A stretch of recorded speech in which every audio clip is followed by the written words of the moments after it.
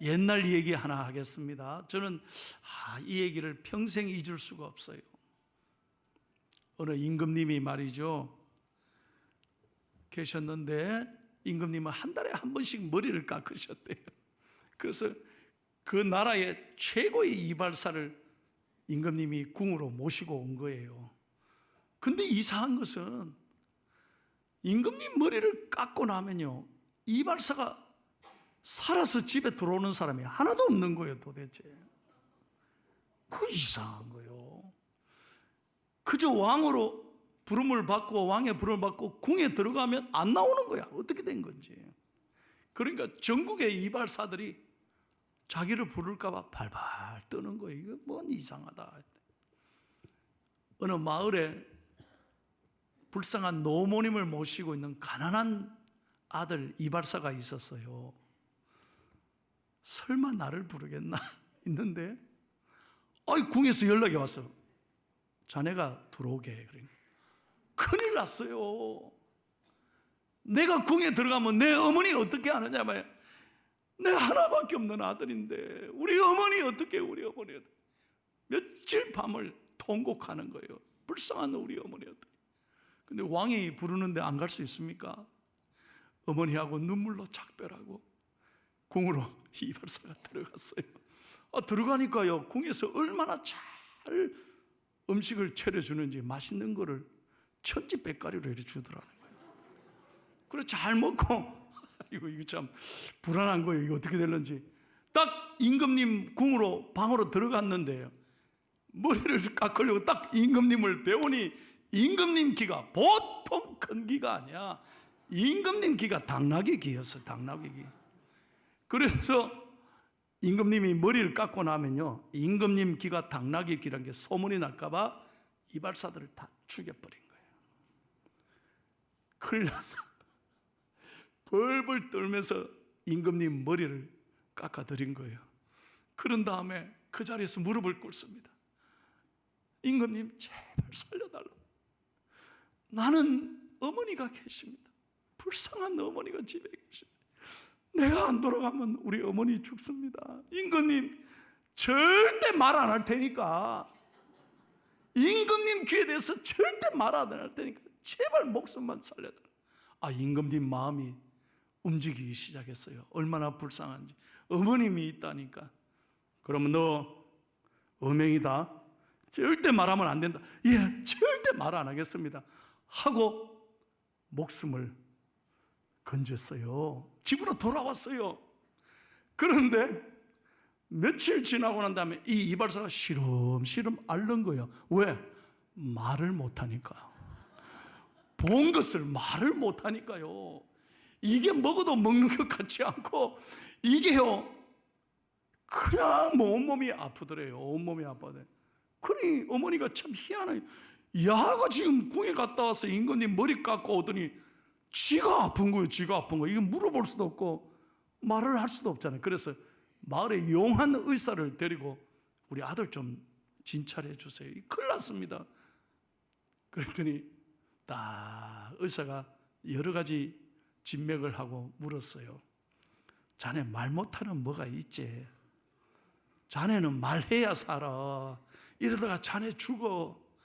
그랬더니요, 이 이발사가 의사에게 그러더라고요. 선생님 절대 말하지 마세요. 임금님 기가 당나귀 기여서 이거 말 안 한다고 내가 약속했습니다. 이거 소문나면 나는 다 죽습니다. 우리 어머니도 죽을 겁니다. 큰일 났습니다. 그러니까 여보게, 자네 이러면 자네가 먼저 죽어. 방법이 하나 있어. 이건 약으로 안 돼. 어떻게 하면 됩니까? 저 갈대밭에 가서, 아무도 모르는데 갈대밭에 가서 땅을 파고 거기다가 입을 대고 큰 소리로 임금님 기는 당나귀기. 여러분 재밌게 들어주셔서 감사해요. 잘 들어봐. 내가 왜 이 얘기 하는지. 임금님 기는 당나귀기 하고 막 갈대밭에서 땅을 파고 거기다 얘기했는데, 그 소리가 갈대밭에 전해지면서 임금님 기는 당나귀기 하는 게 이래 막 소문이 난 거예요.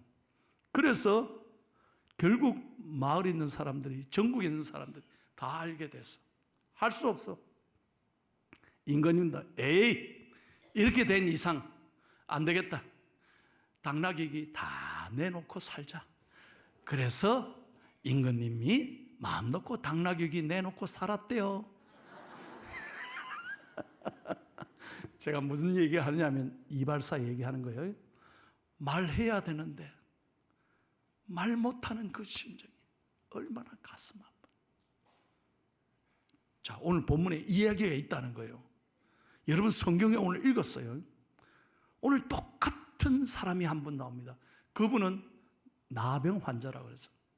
나병 환자는 뭡니까? 문둥병자입니다. 여러분 문둥병 아시죠? 저 어릴 때 문둥병 환자를 많이 봤습니다. 온몸이 썩어갑니다. 그것만큼 불쌍하고 그것만큼 고통스러운 건 없더라고요. 자, 성경의 레위기에 보면 문둥병에 관해서 이렇게 말합니다. 문둥병은 저주받은 병이다. 그래서 문둥병에 딱 걸리면 그때부터 가족과 못 지냅니다. 아예 가족을 떠나서 동네 사람과 격리돼서 평생을 낳을 때까지 홀로 지새야 합니다. 불쌍한 사람입니다. 어느 누구가 거들떠 보지 않습니다. 그는 외롭게 격리되어서 살아가야 됩니다. 그런데 어느 날 동네에 예수님이 오신다는 소식을 들었습니다. 그리고 예수님께 나아갑니다. 잘 들어봐요. 문둥병자는 사람 앞에 가면 돌에 맞아 죽습니다. 그런데 오늘 이 사람이 예수님이 오신다는 소식을 듣고 돌에 맞아 죽을지라도 나는 오늘 예수님 만나면 치료가 일어난다. 믿음을 가졌다는 거예요. 그래서 오늘 40절에 예수님께 나와 사람들이 있음에도 불구하고 간절하게 예수님께 부르짖습니다. 40절 한번 보세요. 다 같이요. 시작. 한 나병 환자가 예수께 와서 꿇어 엎드려 간구하여 이르되 원하시면 저를 깨끗하게 하실 수 있나이다. 주여, 내 힘으로 고칠 수 없지만 세상의 어떤 약으로도 안 되지만 주님이 원하시면 고칠 수 있습니다. 사랑하는 여러분, 여러분에게 오늘 이 믿음이 있기를 원합니다. 어떤 방법으로 안 돼도 주님께 나오면 주님이 우리를 만져주시고 치료해 주신다는 거예요. 그래서 41절 한번 보세요. 오늘 예수님께서 어떻게 하셨습니까? 시작. 예수께서 불쌍히 여기사 손을 내밀어 그에게 대시며 이르시되 내가 원하노니 깨끗함을 받으라 하시니 곧 나병이 그 사람에게서 떠나가고 깨끗하여 진지라. 아멘. 저 어릴 때 문둥병자를 여러 번 봤습니다. 악수를 내미는데 그걸 만지는 게 보통 어려운 게 아닙니다. 여러분 구약에 보면 반드시 문둥병자가 오면 사람들에게 외쳐야 합니다. 나는 문둥병자입니다. 그래서 가까이 접근하는 걸 막아야 합니다. 말도 2m 앞에서 말해야 합니다. 간격이 유지돼야 합니다. 그런데 예수님께서 어떻게 하셨습니까? 그런 환자임에도 불구하고 예수님이 다가가셨습니다. 예수님이 그를 만지셨습니다. 어느 누구도 만질 수 없었지만 예수님은 그 아픔을 만지셨습니다. 여러분, 물론 예수님은 말씀으로 치료할 수 있습니다. 그런데 왜 만지셨을까요? 그의 눈물을, 그의 아픔을 예수님이 알고 계시기 때문에. 그래서 그를 만지면서 내가 원하노니 깨끗함을 받아라. 그 말씀이 선포됐을 때 놀랍게도 나병이 깨끗하여 졌다고 했습니다. 오늘 여러분에게 첫 번째 메시지를 하고 싶습니다. 세상에 누구도 내 마음을 알아줄 사람이 없습니다. 누가 내 마음을 만지겠어? 그러나 주님 앞에 나오면 주님이 나를 만져주십니다. 주님이 내 마음을 만져주십니다. 그리고 세상이 줄 수 없는 위로와 평안을 주실 줄로 믿습니다. 주님과 같이 내 마음 만지는 분은 없네. 오랜 세월 찾아 난 알았네. 내게 주밖에 없네. 그렇습니다. 여러분, 힘들고 어려운 삶을 살아갈 때 누가 나를 만집니까? 누구에게 가야 위로를 받습니까? 그래서 예배가 중요한 것입니다. 그래서 교회가 소중한 것입니다. 교회 오면 주님이 말씀으로 나를 만져주시고 찬송으로 나를 만져주시고 주님 앞에 기도할 때 주님이 내 음성을 들으시고 반드시 응답할 줄로 믿습니다. 그런데 놀라운 건, 그리고 이상한 건, 주님이 엄하게 명령합니다. 절대 말하지 마라. 자, 43절 44절 보세요. 다 같이 읽겠습니다. 곧 보내시며 엄히 경고하사 이르시되 삼가 아무에게 아무 말도 하지 말고 가서 내 몸을 제사장에 보이고 내가 깨끗하게 되었으니 모세가 명한 것을 들여 그들에게 입증하라 하셨더라. 아멘. 여러분, 왜 말하지 말라는 걸까요? 아니, 말하면 전도되지 않습니까? 근데 아무에게도 말하지 말라 주님께서 엄명하셨습니다. 그럼에도 불구하고 오늘 이 환자는 가만히 있을 수가 없었습니다. 예수님이 하지 말라고 하셨지만 어떻게 그 받은 사랑을 입을 다물고 있겠느냐는 거예요. 그 45절 보세요, 여러분. 이게 중요합니다. 그래서 내가 당나귀기 얘기를 한 겁니다.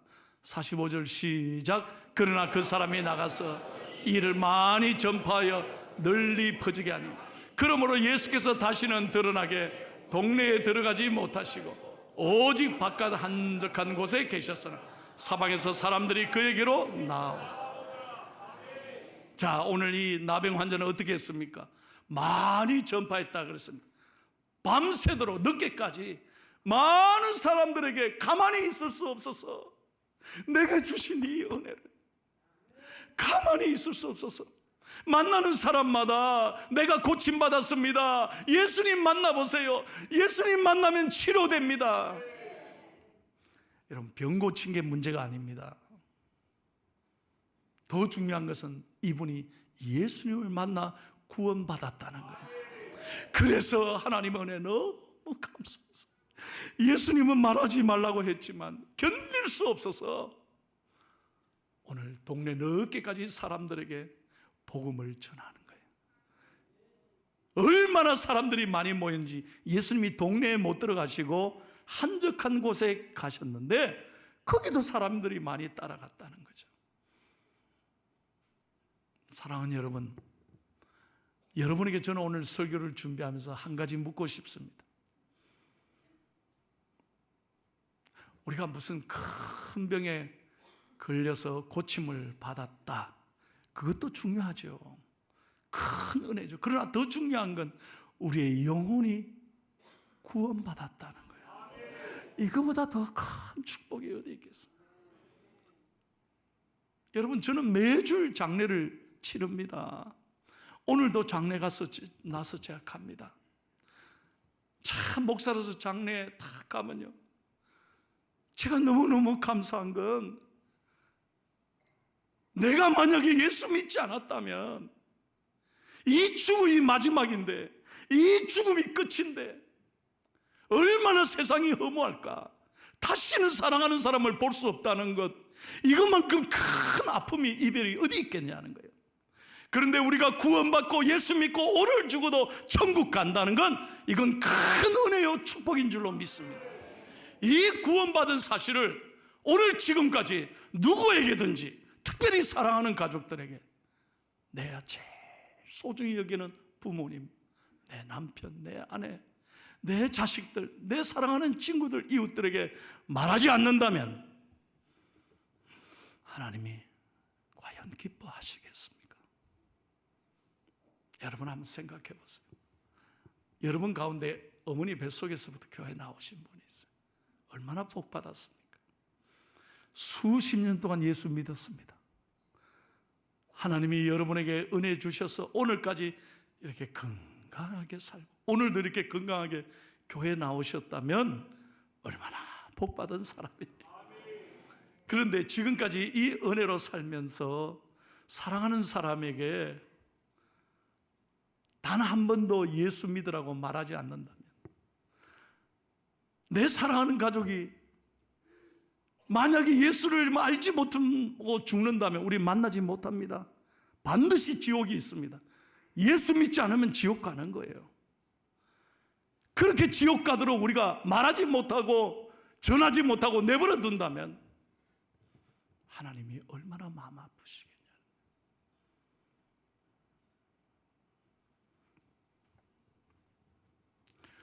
이런 이야기가 있습니다. 어떤 분이 교인이죠. 성지순례를 갔습니다. 근데 자기 팀을 이렇게 안내하는 분은 아랍 사람인데요. 너무너무 지식이 풍부하고 이 성지대에서 너무 잘 관광 가이드를 하더라는 거예요. 그래서 너무 고마웠습니다. 그분에게 감사하면서 뭐 음료수도 대접하고, 혹시 그분이 예수님을 알까라는 생각이 들어서 예수님에 대해서 얘기하기 시작했습니다. 아마 수많은 팀들이 거기를 왔을 거고 관광을 가이드 했었지 않겠어요? 그런데 그분이 뜻밖에도 하는 말이에요. 수많은 사람이 왔다 갔지만 예수님에 관해서 말하는 사람은 당신이 처음이라고. 깜짝 놀랐습니다. 정말입니까? 아무도 구경했지만 예수님을 나에게 말해준 사람은 아무도 없었습니다. 참 감사합니다. 오늘 저는 당신의 말을 듣고 내 마음에 예수님을 모시고 싶습니다. 얼마나 감사한 일이에요. 그래서 그분이, 그 교인이 이 가이드에게 사과를 했습니다. 정말 죄송합니다. 정말 죄송합니다. 제가 대신해서 사과합니다. 그랬더니 그 관광 가이드가 하는 말이 웃으면서, 아하, 이거를 우리들은 사막의 죄라고 합니다. The sin of the desert. 사막의 죄라는 거예요. 그럼 사막의 죄가 뭡니까? 물어보니까 사막에서는 먼저 물을 발견한 사람이 다른 사람에게 반드시 알려줘야 하는데 알려주지 않는 것을 사막의 죄라고 한다는 거예요. 이분이 큰 감동을 받았어요. 여러분, 우리는 예수 믿고 구원받고 생명을 얻고 영원한 생명수를 날마다 마시고 있습니다. 근데 사랑하는 사람에게 아직까지 예수님에 대해서 말씀하지 않다고 있다면 우리는 사막의 죄를 짓고 있다는 거죠. 여러분, 이 영혼을 구원하는 게 가장 중요합니다. 하나님이 원하시는 게 바로 이겁니다. 세상에 이 모든 것 다 놓고 가는 것입니다. 내 것이 아닙니다. 우리 찬양했잖아요. 내일은 난 몰라요. 가는 데는 순서도 없어요. 하나님이 오라면 다 놓고 가는 거예요. 아무것도 아닌 인생입니다. 그런데 제가 지난번에도 말씀드렸잖아요. 사랑하는 부모님도 따라갈 수 없습니다. 사랑하는 자녀들 가는데 못 따라갑니다. 남편과 아내 아무리 사랑해도 죽으면 따라갈 수 없습니다. 돈을 갖고 갈 수 있습니까? 박사학위 갖고 갈 수 있습니까? 명예를 갖고 갈 수 있습니까? 아니요. 다 놓고 가야 됩니다. 죽으면 오직 혼자 가는 거예요. 아무도 따라갈 수 없습니다. 그러나 오직 한 분, 예수님만이 영원한 죽음에서 영원한 생명으로 우리를 이끌어 가실 것입니다. 그 주님을 여러분 말하셔야 된다는 거예요. 그 주님을 가르쳐야 합니다. 그것이 하나님이 원하시는 거예요. 그러므로 우리는 오늘 이 시간, 주님, 내가 주님에 대해서 말하지 않고는 견딜 수 없습니다. 내가 사랑하는 사람들에게 이 놀라운 은혜를 나누지 않고는 견딜 수 없습니다 하는 마음으로 지금부터 우리가 마음을 품고 기도할 수 있기를 바랍니다. 아버지, 당신의 마음이 있는 곳에 나의 마음이 있기를 원해요. 우리는 세상의 욕심, 세상 것에 마음을 두고 살면 안 된다는 거예요. 아버지의 마음이 나의 마음이 돼야 돼요. 아버지의 눈물이 고인 곳에 나의 눈물이 있어야 되는 거예요.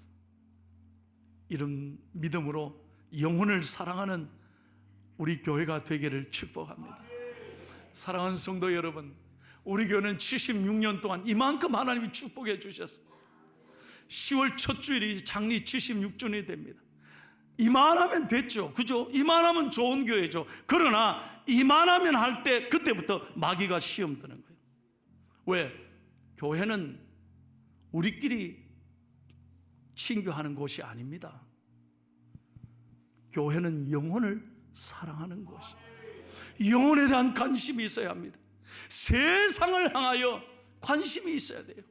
믿지 않는 사람들을 볼 때 불붙는 같은 마음이 있어야 된다는 거예요. 여러분, 130년 전에 이 조선에 미국 선교사들이, 그 유명한 대학을 나온 졸업자들이 뭐가 아쉬워서 이 조선에 왔겠습니까? 이 불쌍하고 가난한 조선의 땅에 그들이 모든 것 버리고 이 땅에 와서 복음을 전해요. 그리고 학교를 세우고 병원을 세우고, 그래서 대한민국이 이렇게 잘 사는 거 아닙니까? 이제 우리가 그 사랑을 나눠야 될 때, 아름다운 사명의 연주처럼 우리도 사명을 갖고 살아야 돼요. 할렐루야, 할렐루야. 이 짧은 인생 하나님의 영광을 위해 살아갔으면 참 좋겠습니다. 찬양합니다. 아버지, 당신의 마음이 있는 곳에 나의 마음이 있기를 원해요. 아버지, 당신의 눈물이 고인 곳에 나의 눈물이 고이길 원해요. 아버지, 당신이 바라보는 영혼에게 나의 두 눈이 향하길 원해요. 아버지, 당신이 울고 있는 어두운 땅에 나의 두 발이 향하길 원해요. 나의 마음에 아버지의 마음 알아. 내 모든 뜻 아버지의 뜻이 될 수 있기를. 나의 몸이 아버지의 마음 알아. 내 모든 삶 당신의 삶 되기를. 할렐루야. 전도는 기도에서부터 출발합니다. 먼저 여러분, 그 영혼을, 사랑하는 사람을 가슴에 품고 기도해 보세요. 기도하면 하나님이 도우십니다. 기도하면 반드시 하나님이 일하십니다. 한번 기도해 보세요. 여러분에게 부탁합니다. 우리가 가야 될 이 천국길 우리만 가서 되겠습니까? 사랑하는 사람들을 만나야 되죠. 꼭 여러분 기도하고 믿음으로 나가면 하나님이 도우실 겁니다. 여러분의 가정에, 특별히 여러분의 자녀들이 이 험한 세상 다 예수 잘 믿고 어디에 있든지 믿음으로 승리하는 복된 가정 다 되시기를 예수님의 이름으로 축원합니다.